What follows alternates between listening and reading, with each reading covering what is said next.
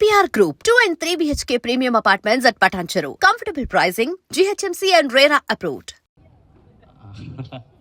అదే లేదన్న, కమెడియన్స్కి కప్పు ఇవ్వట్రా అనేది అది మనం ఏం చెప్పలేం.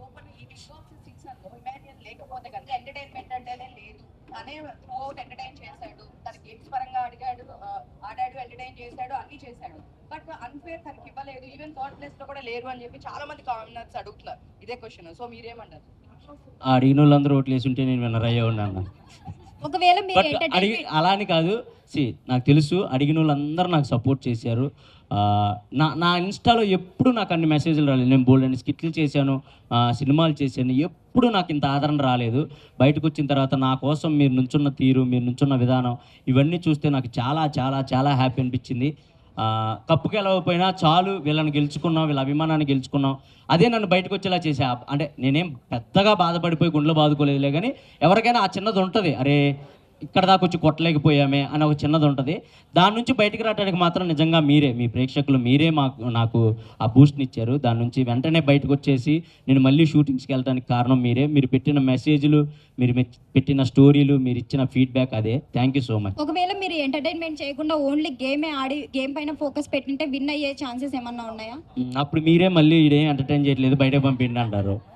ఏమండి అదే నేను అక్కడ లోపలికి వచ్చిన అంటే ఓటు అప్పీల్ కోసం వచ్చినప్పుడు కూడా జనాలు అడిగారు నన్ను, ఏంటి మీరు ఓన్లీ ఎంటర్టైన్ చేయడానికే వచ్చారా, ఒకవేళ ఎంటర్టైన్ చేయకుండా గేమ్ ఆడితే ఏంటంటే, వచ్చిన ప్రతి ఒక్కళ్ళు మీరు ఇతను ఎలా ఉంటాడు, ఇతను ఎలా ఉంటాడు, ఇతను ఎలా ఉంటాడని మీకు ఎవరి గురించి తెలియదు. బట్ ఇమాన్యుయల్ అనేవాడు ఎంటర్టైన్ చేస్తాడని మీ అందరికీ తెలుసు. అలాంటిది నేను వెళ్ళి లోపలికి వెళ్ళిన తర్వాత ఏం ఎంటర్టైన్ చేయకుండా ఓన్లీ గేమ్స్ ఆడుకుంటూ కూర్చుంటే అసలు మేము వీడి నుంచి ఎక్స్పెక్ట్ చేసేదే ఎంటర్టైన్మెంట్ కదా, అది పక్కన పెట్టేసేది ఏంటని మీరే నన్ను బ్యాడ్గా ఫీల్ అవుతారు. ఇమాన్యుయల్ గేమ్ ఆడకపోయినా ఎంటర్టైన్ చేస్తే చాలు అనుకునే పర్సన్స్ కూడా చాలామంది ఉన్నారు ఆడియన్స్లో. సో నేను ఎంటర్టైనర్ గెలవాలి అని అనుకోవటం తప్పు కాదు, ఎంటర్టైనర్ గెలవాలి అనుకోవాలి. ఎంటర్టైనర్ గెలవాలంటే ఓన్లీ ఎంటర్టైన్మెంట్ చేస్తేనే సరిపోదు, కన్ఫామ్గా గేమ్స్ ఆడాలి, కన్ఫామ్గా విన్ అవ్వాలి, మన ఎఫర్ట్స్ కనపడాలి. ఈ రెండు ఉంటేనే ఎంటర్టైనర్ విన్నర్ అవ్వగలడు అని నేను బలంగా నమ్మి లోపలికి అడుగుపెట్టాను.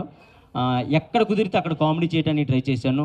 ప్రతి గేమ్ విన్ అవ్వాలనే ఆడాను. నాకు తెలిసి నేను ప్రతి గేమ్ విన్ అయ్యాను, ఒక 3-4 గేమ్స్ తప్ప. సో ఇంక ఇవి చాలు నాకు అనిపించేది, ఇంక అంతే, ఇంక అంతకు మించి. నామినేషన్లో ఎక్కువగా వచ్చిన పాయింట్ అంటే డెమన్ పవన్ ఇంకా రీతు గురించి. నిజంగానే డెమన్ పవన్ గేమ్ లో అయ్యిందా రీతు వల్ల?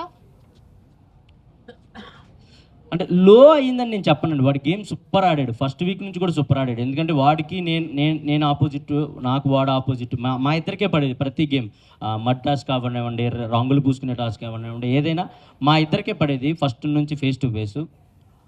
గేమ్ లో కాదులే కానివ్వండి, మన కనెక్ట్ అయిన వాళ్ళతోనే ఎక్కువ టైం స్పెండ్ చేస్తాం. దానివల్ల మిగతా పర్సన్స్ ఏమనుకుంటారంటే మాకు ఎక్కువ టైం ఇవ్వట్లేదు, సో నువ్వు మాతో గేమ్ ఆడట్లేదు, ఒకరితోనే ఉన్నావు అలా అంటారు అంతే. ఇక్కడ మనం ఎంతమంది ఉన్నాం, మనం బయట చేసే చిన్న చిన్న తప్పులు కూడా అంటే ఏముందలే ఇది అనుకుంటాం, కానీ అక్కడ అలా కాదండి. పప్పు ఉడకపోయినా తప్పే. మనం పక్కన వాడు బాధపడుతున్నా వాడిని ఓదార్చకుండా పక్కకి వెళ్ళిపోయినా నువ్వు నన్ను ఓదార్చలేదు, అది తప్పే అని అంటారు. సో బిగ్ బాస్ హౌస్లో ప్రతి చిన్నదాన్ని తప్పుగానే చూస్తాం. బికాజ్ ఎందుకంటే నామినేట్ చేయాలంటే వాళ్ళలో తప్పులు ఎతికితేనే బిగ్ బాస్ హౌస్లో సర్వే అవ్వగలుగుతాం. సో అక్కడ వేరు, బయట ప్రపంచం వేరు. నిజంగా చెప్తున్నా, ఆ ప్రపంచం సపరేట్ ప్రపంచం, ఈ ప్రపంచం సపరేట్ ప్రపంచం. అక్కడ చూసినట్టు ఇక్కడ ప్రతిదీ తప్పులా చూస్తే అసలు వర్కౌట్ అవ్వదు. కానీ అక్కడ నేర్చుకోవాల్సింది ఏంటంటే, ఎంత తప్పు చేసినా, ఎంత తిట్టుకున్నా, ఎంత కొట్టుకున్నా, చచ్చినట్టు మళ్ళీ మనం వాళ్ళతో మాట్లాడతాం, వాళ్ళతో ఇంటరాక్ట్ అవుతాం, వాళ్ళతో కామెడీ చేస్తాం. అదొక్కటి నేర్చుకొని బయట ప్రపంచంలో కూడా మనకెవరితో గొడవ అయితే దాన్ని వాళ్ళతో మళ్ళీ ఇంటరాక్ట్ అయ్యి దాన్ని సార్ట్అవుట్ చేసుకుంటే లైఫ్ చాలా బాగుంటుంది. అది బిగ్ బాస్కి వెళ్ళిన ప్రతి ఒక్కళ్ళు నేర్చుకుంటారు, నేను నేర్చుకున్నాను.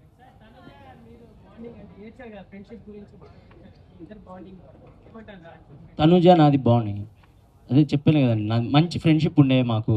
హౌస్లోకి వెళ్ళిన తర్వాత కొన్ని సిచ్యువేషన్స్ వల్ల ఎక్కడో తెలియకుండా ఒక చిన్న మిస్అండర్స్టాండింగ్స్ అలా రావడం జరిగినాయి. బట్ లాస్ట్కి ఫైనల్గా లేదు, ఎవరిది తప్పు కాదు, ఇవన్నీ మిస్అండర్స్టాండింగ్స్ అని తెలుసుకున్నాం, అవి సార్ట్అవుట్ చేసుకున్నాం, లాస్ట్ వరకు కలిసే ఉన్నాం. సో అన్న, you did not do well. తెలుసుకున్నాను అన్న, తెలుసుకున్నాను లేనా, ఎందుకు అందరం ముందు.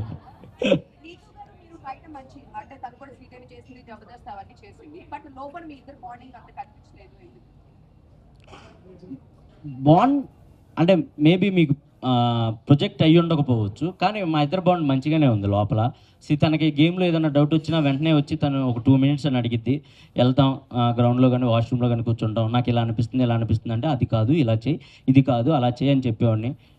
మోస్ట్ ఆఫ్ ది ఎక్కువ మందికి నేనే సలహాలు ఇచ్చేనేమో నాకు తెలిసి హౌస్లో, వాళ్ళు ఆడే గేమ్కి కానీ వాళ్ళ స్ట్రాటజీలకు కానీ ఇలా కాదు ఇలా చేస్తే కరెక్ట్, ఇలా కాదు ఇలా చేస్తే కరెక్ట్ అని.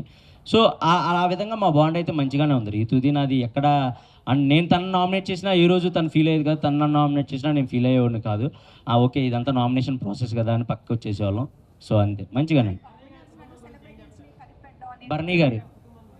బర్నీ గారి కుటుంబం గురించా? మంచిగా ఉంది కదా, మీరు అందరూ ఎంజాయ్ చేశారు కదా, నాన్న బాగుండు కానీ కూతురు బాగుండు ఎంజాయ్ చేశారు కదా, మరి ఇంకే నేను ఎంజాయ్ చేసేవాడిని లోపల. అందుకే దాని మీద కామెడీ కూడా చేసేవాడిని, మీరు మంచిగా నవ్వుకునేవాళ్ళు. అమ్మ హాయ్.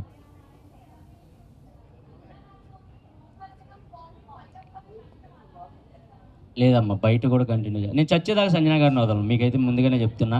అండ్ మీరు ఏమైనా అనుకోండి, గేమ్ కోసం ఉన్నాను అనుకోండి, ఏదైనా అనుకోండి, మా ఇద్దరు మనసులకు తెలుసు మేము ఎంత దగ్గర అయ్యామనేది. వాళ్ళ సొంత కొడుకు అలారిక్ని ఎంత ముద్దుగా అయితే చూసుకుంటుందో నన్ను కూడా అంతే ముద్దుగా చూసుకుంటుంది. వయసులో ఇంత పెద్దవాడినైనా కూడా, అంటే నాకు ఇన్ని సంవత్సరాలు ఉన్నా కూడా తను ఏ రోజు కూడా అది ఫీల్ అవుతుంది. ఇంతోడు వచ్చి నన్ను అమ్మ అని పిలుస్తున్నాడని ఏ రోజు కూడా ఫీల్ అయ్యేది కాదు. బికాస్ తనకు అంత ప్యూర్గా అనిపించింది కాబట్టి మా బాండ్. అండ్ ఎంతమంది చెప్పినా కూడా మా బాండ్ని ఎరగొట్టలేకపోయారు. అండ్ ఎంతమంది ఏం చేసినా కూడా అవును నన్ను నామినేట్ కూడా చేయలేదు. సో అంతే, అది చచ్చే వరకు.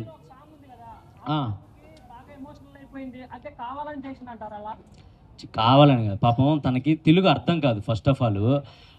నేను అర్థమయ్యేలా చెప్తానికి ట్రై చేస్తే ఏమనుకునేదంటే, నువ్వెందుకు నన్ను కాంప్రమైజ్ చేయాలని చూస్తున్నావు అనుకునేది. కాదు మమ్మ ఇది కాదు, ఇలా వాళ్ళ అన్న విధానం ఇది అన్నా కూడా తనకు అర్థం కాకపోవడం వల్ల తను స్ట్రైట్ ఫార్వర్డ్ అండి. ఏదైనా ఉంటే ముక్కుసూటిగా చెప్పిద్ది, వెనకాల చెప్పే పర్సన్ అసలు కానే కాదు. అదే మీ అందరికి కూడా నచ్చింది నాకు తెలిసి.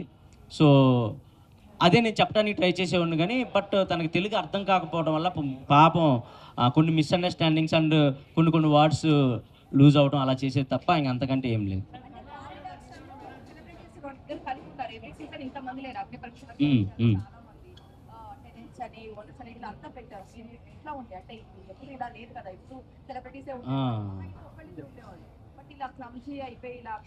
క్లబ్స్ ఏం కాదు, అది ప్యాటర్నే. అది టెనెంట్స్ ఓనర్స్ అనే కాన్సెప్ట్ పెట్టారు ఫస్ట్ వీకే.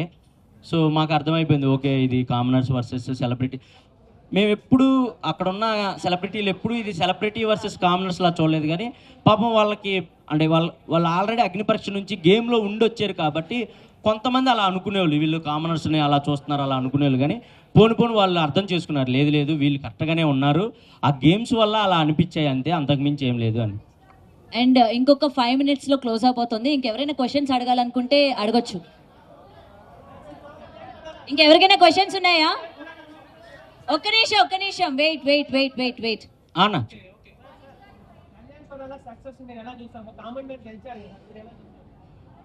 నేను హ్యాపీగా ఫీల్ అవుతున్నా. నేను కామన్ మ్యాన్నే, మీ అందరికీ తెలుసు. ఎక్కడి నుంచి వచ్చానో మీకు తెలుసు, నా బ్యాక్ డ్రాప్ ఏంటో మీకు తెలుసు. 0 నుంచి స్టార్ట్ చేసిన నేను కూడా. So I'm so happy. నాకు వాడు గెలిచినప్పుడు కూడా నైట్ ఫోన్ చేసి హ్యాపీగా ఫీల్ అయ్యాడు. అండ్ నాకు చాలా హ్యాపీ. అండ్ నిన్న కూడా కలిసాం మేము ఇద్దరం. నాకైతే వాడికి వెళ్ళటం నాకు చాలా హ్యాపీ. మాస్క్ మ్యాన్ గారితో ఆయన ఫైట్.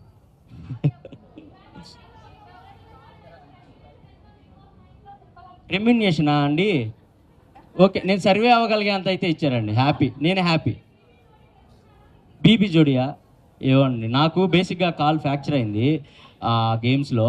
అది ఇంకా సెట్ అవ్వలేదు, కొంచెం నిదానంగా సెట్ అయింది. Thank you. One by one.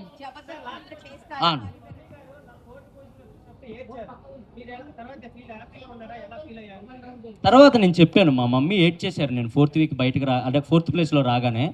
కానీ నేను తర్వాత చెప్పాను, లేదు మమ్మీ ఇది ప్రాసెస్, ఎవరైనా రావాల్సిందే, మనం దాన్ని యాక్సెప్ట్ చేయాలి, నువ్వేం బ్యాడ్గా ఫీల్ అవ్వకు, నేను హ్యాపీగానే ఉన్నాను, నువ్వు కూడా హ్యాపీగా ఉండని చెప్పాను. తను హ్యాపీ ఉన్నారు, ఊరు వెళ్ళిపోయారు, హ్యాపీగా ఉన్నారు, మంచిగా ఫెస్టివల్ ఎంజాయ్ చేస్తున్నారు. దువ్వెలా మాధురి మంచి పర్సన్ అన్న, కాకపోతే మన మీడియాతో మీకు తెలిసిందే కానీ హౌస్లో అయితే చాలా మంచిగా ఉండేవాళ్ళు నాతో. నేను అక్క అని పిలిచేవాడిని, చాలా మంచి పర్సన్. నేనైతే నేనేమంటానంటే మనం కనపడే విధానం వేరేలా ఉండొచ్చేమో కానీ యాజ్ పర్సన్స్గా అందరం మనం మంచోళ్ళమే, సిచ్యువేషన్సే మనల్ని బ్యాడ్గా పోర్ట్రేట్ చేస్తాయి. నేను అదే అనుకున్నాను హౌస్లో, రే అమ్మ ఇక్కడ ఉన్న వాళ్ళు అందరూ ఎంత మంచిగా ఉంటున్నారు అని. సో మంచి పర్సన్ అన్న.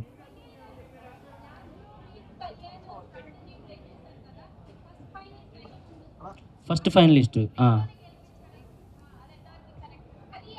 ఇది గేమ్ అండి, అది ఇంకా తప్పదు. అంటే ఎవరినైనా ఒకటే అండి, నేనేం అది స్ట్రాటజీ అని మీరు అనుకోవచ్చు కానీ ఇప్పుడు గేమ్లో ఉండాలి. గేమ్లో ఉంటే ఇంకో గేమ్ ఆడతాం, అది గెలిస్తే ఇంకో గేమ్ ఆడతాం. ఇదన్నీ గెలుచుకుంటూ వెళ్తేనే మీకు మేము కనపడతాం, లేదంటే సైడ్ కూర్చుంటే మేము మీకు కనపడం. మీకు ఎక్కువ మేము గేమ్ ఆడుతున్నట్టు కనపడాలన్నా, లేదా మేము ఎఫర్ట్స్ పెడుతున్నట్టు కనపడాలన్నా, మాకు తగ్గ గేమ్ ముందొచ్చేది మేము దాని వరకు వెళ్ళాలన్నా ఈ స్ట్రాటజీలన్నీ ప్లే చేసుకుంటానే వెళ్ళాలి. అండ్ అది ఓన్లీ గేమ్ కోసమే, ఒకళ్ళని దెబ్బతీయాలని కానీ లేదా ఒకళ్ళు ఓడిపోవాలని కాదు. మమ్మల్ని మేము నిలబెట్టుకోవడానికి, ఆ టయానికి మేము గేమ్లో ఉండడానికి ఏం చేస్తే మేము గేమ్లో ఉంటాం అదే ఆలోచించేవాళ్ళం తప్ప ఒకళ్ళు ఓడిపోవాలి ఒకళ్ళు గెలవాలి అలా ఆలోచించేవాళ్ళం కాదు. ఆ ప్రాసెస్లోనే జరిగింది అదంతా. జబర్దస్త్ అండి. సో ఇప్పుడైతే నేను స్టార్ మాలో చేస్తున్నాను. మేబీ జిల్లా పరిషత్ మంచిగా వర్కౌట్ అయింది నాకు.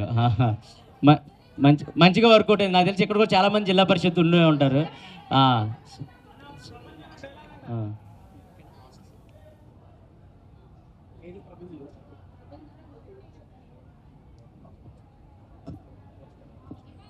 అన్న చెప్ప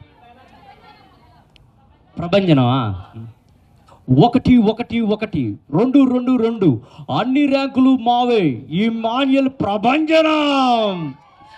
so thank you. Suman Shetty అన్న లేపడం ఏం లేదండి. బేసిక్ ఆయన పాపం చాలా జెన్యున్ క్యాండిడేట్, వచ్చిన ఫస్ట్ వీక్ నుంచి కనెక్ట్ అయిన క్యాండిడేట్. అండ్ మా కామెడీ దానికి చెందిన వ్యక్తి కాబట్టి మనం లేపేది ఏ ఉండదన్న, వాళ్ళే లెగుస్తూ ఉంటారు ఆటోమేటిక్గా.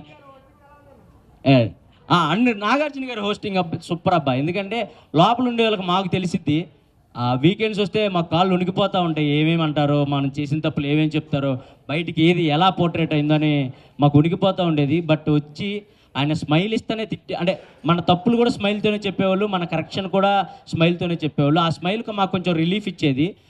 మేబీ గట్టిగా నువ్వు అది అని అంటే మా గేమ్ మొత్తం పాడైపోయేదేమో. మేబీ అమ్మో నాకు సరే ఇలా అన్నాడని గేమ్స్ మొత్తం మేము షిఫ్ట్ చేసుకునేవాళ్ళమేమో. కానీ ఆయన ఎప్పుడు అలా చెప్పకుండా మేము చేసిన తప్పును కూడా నవ్వుతానే చెప్పేవాళ్ళు. అది మాకు చాలా హ్యాపీగా అనిపించేది, నాకు మంచిగా అనిపించింది సార్. నాకైతే చాలా హ్యాపీ. అనా ఓకే అంతేగా రైట్. సిద్ధార్థ్ గారు, thank you so much. Siddharth గారు థ్యాంక్ యూ సో మచ్ మాకు ఈ అవకాశం ఇచ్చినందుకు, ఇక్కడ కలుసుకునే అవకాశం ఇచ్చినందుకు. అండ్ మీలో ఎవరైనా న్యూ ఇయర్ పార్టీకి రావాలనుకుంటే ఇక్కడే పెద్ద న్యూ ఇయర్ పార్టీ ఉంది. సో తప్పకుండా వచ్చి హ్యాపీగా మా పబ్లోనే ఎంజాయ్ చేస్తారని మనస్ఫూర్తిగా కోరుకుంటున్నాను. అన్న hi thank you so much అన్న, థ్యాంక్ యూ సో మచ్. మా వాళ్ళని కలుసుకునే అవకాశం ఇచ్చారు మీ క్లబ్లో, thank you so much. And new year party ఇక్కడ గ్రాండ్గా సెలబ్రేట్ చేస్తున్నారు. సో తప్పకుండా మీరు వచ్చి ఇక్కడ ఎంజాయ్ చేస్తారని మనస్ఫూర్తిగా కోరుకుంటున్నాను. And once again thank you so much. నన్ను ఆదరించి అభిమానించి నా కోసం ఓట్లు వేసిన ప్రతి ఒక్కరికి thank you so much. And మా మీడియా పెద్దలందరికీ థ్యాంక్ యూ సో మచ్. ఇలాగే ముందు కూడా సపోర్ట్ చేస్తారని మనస్ఫూర్తిగా కోరుకుంటున్నాను. థ్యాంక్ యూ సో మచ్ అన్న, పిలవగానే వచ్చినందరికీ thank you so much, love you. And మా బ్రదర్ పండు అండ్ సంతోష్ గారు అందరికీ thank you so much invite చేసినందుకు, వీళ్ళందరినీ thank you so much. And love you, thank you so much, love you all, thank you.